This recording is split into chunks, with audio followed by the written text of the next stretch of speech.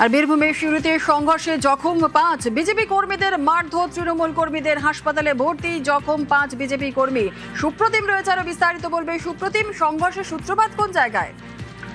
দেখো, সংঘর্ষের সূত্রপাতের যে ঘটনা সেটা হচ্ছে যে গতকাল দুপুরবেলায় সিউড়ি 1 নম্বর পঞ্চায়েত সমিতির যে সদস্য রয়েছে রঘুনাথ মাল, তাকে ভোট পরবর্তী হিংসার মামলায় গ্রেপ্তার করে সিউড়ি থানার পুলিশ।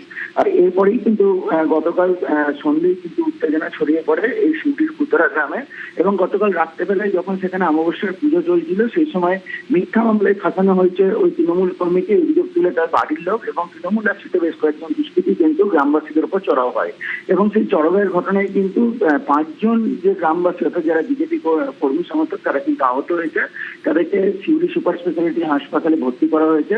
এবং এই ঘটনার জেরে কিন্তু এলাকায় যথেষ্ট উত্তেজনা ছড়িয়ে পড়ে। সিউড়ি থানার পুলিশ ঘটনাস্থলে যায় এবং পুলিশ অভিযুক্তদের খোঁজে তল্লাশি চালাচ্ছে। এবং আমরা যেটা জানতে পেরেছি স্থানীয় সূত্রে, যে ওই রঘুনাথ মালকে যে গ্রেপ্তার করা হয়েছে, তাতে স্থানীয় যে বিজেপি তৃণমূল কর্মী রয়েছে বা তার আত্মীয়রা রয়েছে, তাদের অভিযোগ হচ্ছে মিথ্যা মামলায় ফাঁসানো হয়েছে। এবং সেই কারণেই কিন্তু গতকাল রাত্রেবেলায় চড়া হয় এবং তখনই সংঘর্ষের মতো ঘটনা ঘটে এবং সেই ঘটনায় 5 জন আহত হয় বিজেপি কর্মী। বেশ, ধন্যবাদ।